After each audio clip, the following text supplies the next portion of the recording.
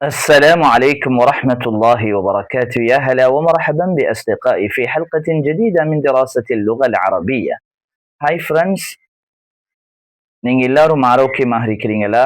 நீங்க ஆரோக்கியமாக இருக்க வேண்டும் என்று அல்லாஹ்விடம் பிரார்த்தித்தவனாக நாம் எமது அரபு மொழி வகுப்பின் சென்ற தொடர்ல எரிபொருள் சம்பந்தப்பட்ட சொற்களை மாத்திரம் பார்த்திருந்தோம். இன்னைக்கு நாங்க இந்த வீடியோவில் இன்றைய தொடர்ல அது பற்றிய சொற்றொடர்களையும் வாக்கியங்களையும் பார்க்க இருக்கிறோம். ஸோ இந்த வீடியோ மிக முக்கியமானது.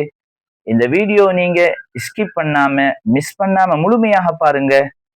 இதுவரைக்கும் இந்த சேனலை நீங்க சப்ஸ்கிரைப் பண்ணாம இருந்தா சப்ஸ்கிரைப் பண்ணிக்கோங்க. வாங்க வீடியோக்குள்ள போகலாம்.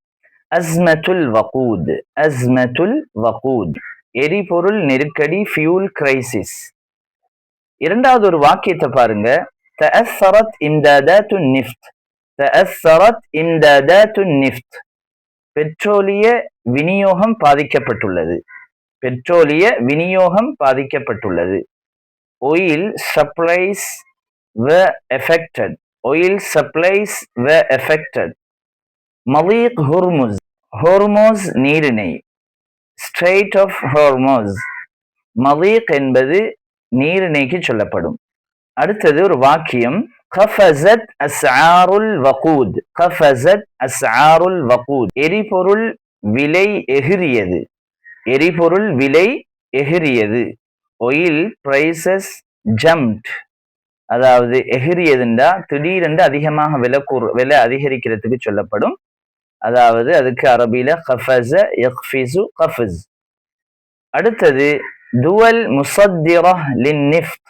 துவல் முஸத்திரா லின்னிஃப்ட், பெட்ரோலியத்தை ஏற்றுமதி செய்யும் நாடுகள். oil exporting countries. இது போன்ற நவீன காலத்துக்கேற்ற சொற்களையும் சொற்றொடர்களையும் வாக்கியங்களையும் கற்றுக்கொள்ள இருக்கவே இருக்குது ஒரே ஒரு சேனல் தான், modern Arabic with Muhammad Nishad. இந்த சேனல் நீங்க சப்ஸ்கிரைப் பண்ண மறந்துடாதீங்க.